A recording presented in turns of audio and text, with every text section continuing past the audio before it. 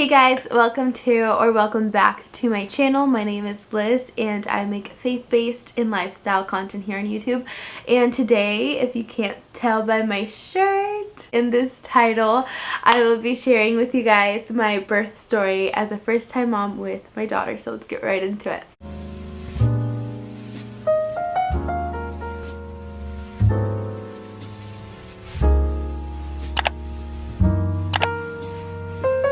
If you have been following along in my previous videos, you know that I had a miscarriage. The goal was to have a home birth, but since I had a previous miscarriage, I just wanted to make sure that everything was healthy. So I just told my midwife that I wanted to be referred to a high-risk doctor simultaneously while I was getting treatment with her, just to make sure that there was absolutely nothing wrong and that I was safe to deliver at home. So I started to see the high-risk doctor, and I'm so glad that I did, because after the ultrasound and everything, they noticed that my cervix was at 0.5 centimeters and it's supposed to be 2.5. He said that as long as it didn't shorten that and I reached 37 weeks, that I would be able to deliver at home. So he was just going to give me some progesterone and for me not to like do anything crazy exercise wise. So I was taking things very easy. I was seeing him every single week, and every week he would check my cervix with an ultrasound, and every single week it was the same number and everything looked fine. The day after Thanksgiving,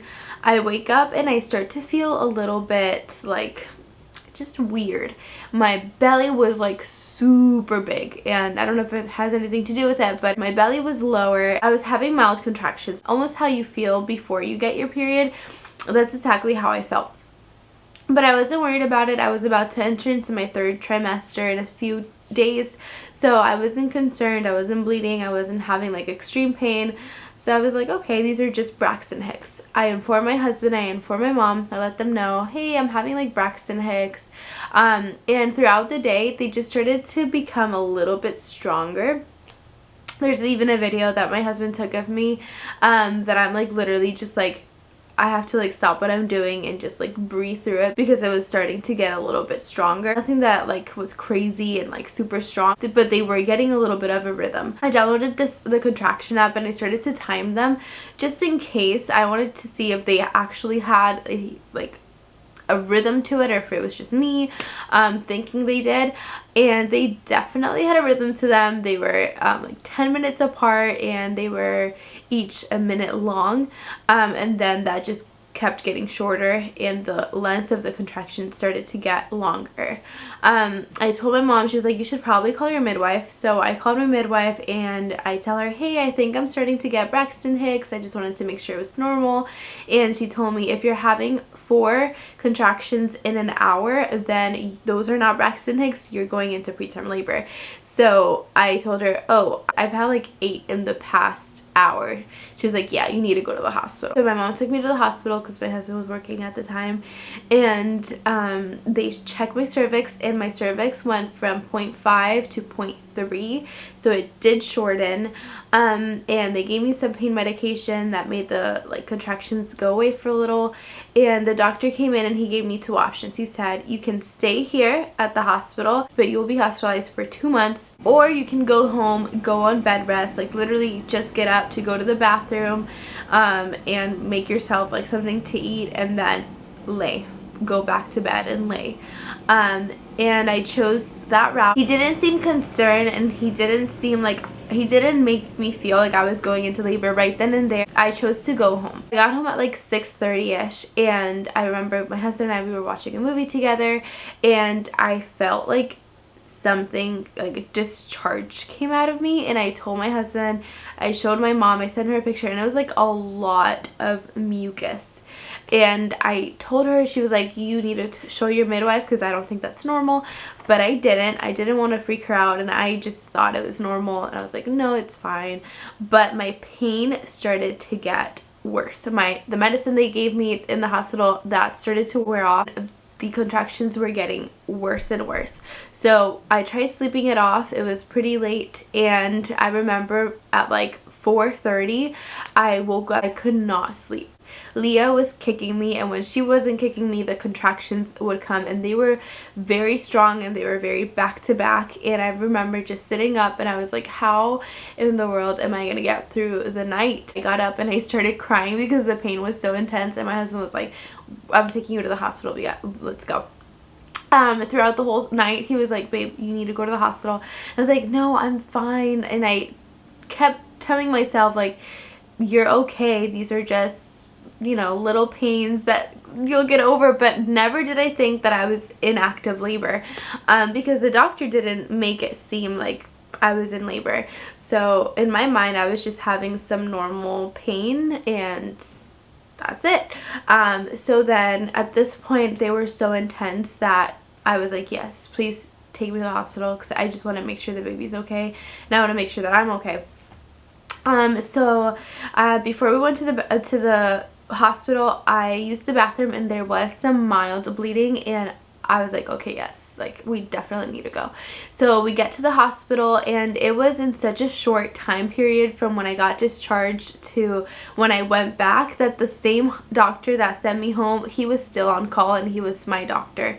And he went in the room, they checked my cervix, it was at 0.1, and he told me, yep, you're going to be here for a while, you're going to be here for minimum 2 months. We're going to try to keep from your labor progressing, but you're most likely going to have this baby sooner. They transferred me into a labor room that I was just going to be there for a while. And never did it cross my mind that I was in active labor. I just thought that they were gonna, you know, what they told me, that they were going to delay me from going into labor. And my mom told me that she went through something like that with one of my brothers. So I was like, okay, this is not what I would have chosen, but it's fine. We're gonna be here for a while. And in my mind I just kept asking myself, how am I going to be in this bed for 2 months? I had a catheter in, so I was completely in bed rest. Like, I couldn't even stand up to use the bathroom, and my tailbone was killing me from laying in the same position for so long. The pain got more and more intense. How am I going to do this for 2 months with the pain, with not moving from this bed? Like, I am exhausted, I haven't slept. And at some point during the day, in the afternoon, I noticed that with every contraction I would like have a discharge, and it was blood. Then I didn't have a contraction, and I felt like I peed myself. And I remember telling my mom, I think my water broke. But again, first time mom, I didn't know what was really going on with my body, and I didn't know how it felt to have your water broke. But I guessed it was that because I had the catheter, so I couldn't actually pee myself, and I didn't have a contraction, so I knew it wasn't discharged from anything else. So I call in the nurse, and she checks me, and she tells me I'm gonna go tell the doctor. A few minutes pass from when I tell the nurse that I thought my water broke, and literally a whole medical staff comes into the room, all in scrubs. There's a doctor, there's nurses, there's people moving things. I remember during the day, prior to this moment, a NICU nurse came in and they turned on the baby's bed, and they said, I'm going to turn it on just to make sure the bed is warm in case you have this baby today. And when she said that, in my mind I was like, she's so silly, like, I'm not going to have this baby today, but okay. So then the doctors come in, everybody rushes into my room, and I'm like, okay, something is about to happen. So the doctor checks me, and when she checks me, she's like, oh, I see the butt.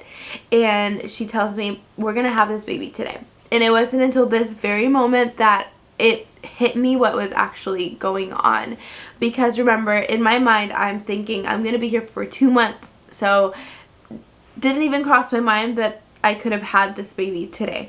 So when she tells me we're gonna have this baby today, I go in shock, and I'm like literally thinking, how is my baby going to survive? She is 26 weeks of gestation. How is my baby going to survive? She's not even 30 weeks. Everybody just started to rush and get papers and get whatever they needed to get ready. I'm guessing they were getting the surgery room ready. I was just in shock while having contractions. The doctor is telling me, like, these are the risk of having a C-section, these are all the things that could go wrong. I signed, and then the doctor explained to me, so if I cut you horizontally, then you can deliver vaginally in the future, but if I cut you vertically, then your next births will have to be through C-section as well. And then she told me that if the baby was healthy and she was okay, then they would show her to me. So then they went ahead, they rushed me into the OR, and they were getting me ready for the epidural. And I'm so glad that I prepared myself, not just for a home birth. I was planning on doing it unmedicated, so I prepared myself a lot mentally for birth. And I also educated myself with the other forms of birth that were a possibility in case something were to go differently than planned. And I'm so glad that I did that, because I knew exactly what to expect from the epidural. I knew exactly how I was gonna feel, and I wasn't like, whoa, this is new to me, but in my mind I was like, okay, this is what's going on.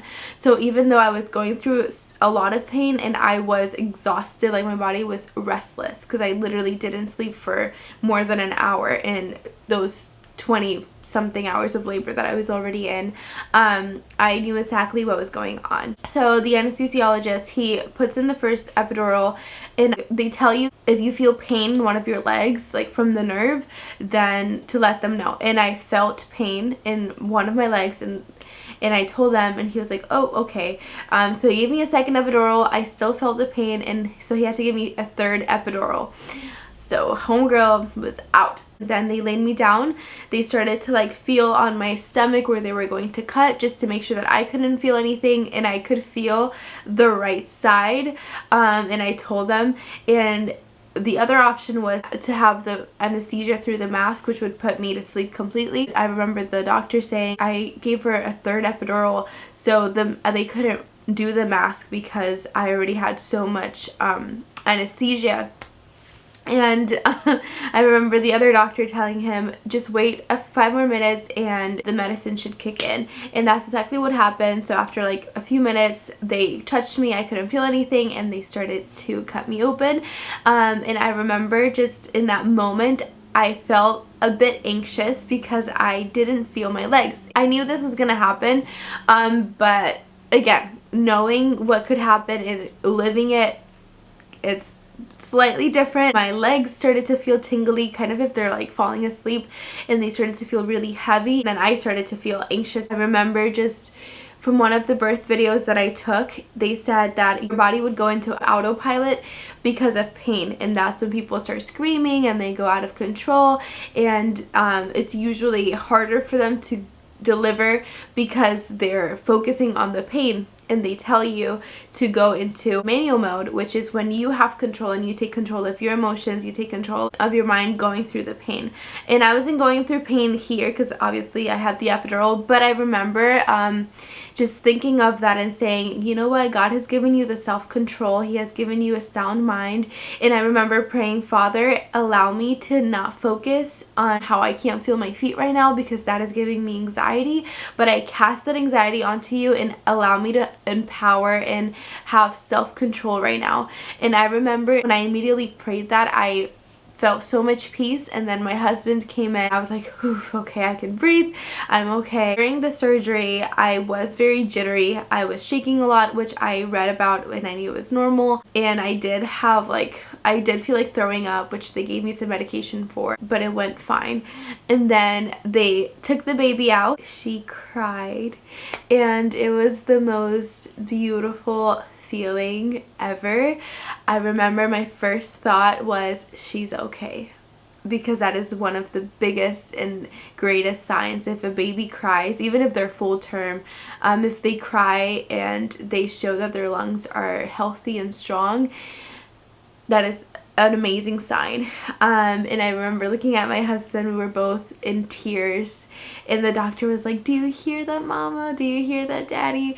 That's your baby girl crying. And it makes me teary-eyed now, but it was the best feeling in the world. Like everything that I had gone through that day, it didn't matter, because I had her, like she was okay, and that's all that mattered to me. And then they did come around and they showed her to us, and the very first thing that this girl did, let me tell you, I looked at her and they got her like close to my face, and she kicked me. And it was hilarious. My husband and I, we were like, what the heck? That is a nice way to say hi to your mother. It was the funniest thing. That'll be something we'll tell her for the rest of her life. The first thing she did when she saw me was kick me. And that was the second best sign that we were able to see her. We knew that she was okay. Even though she came way before she was supposed to come, she was okay, she was healthy. And when they were closing me up and stitching me up, they were getting her cleaned up and everything, and they told us how long she was gonna have to stay at the NICU, and that brought me so much peace too, knowing that she's okay. She's okay, she's healthy. Recovery has been amazing. The hardest day was probably the first day, and it wasn't even that bad. And then after that, I've just been recovering really, really well. Baby girl has been amazing. All her medical staff from day one have been amazed at how good she is, like at how healthy she is for being born at 26 weeks. And she's not even on oxygen anymore. Like, she's breathing on her own. She is doing very well. We cannot wait to have her home with us and just enjoy her here with us. But yeah, that is the story of our princess, of Leah Ray. Thank you so much for watching this, and if you're going through this, if you are a NICU mom, then I encourage you and I exhort you that everything is going to be well.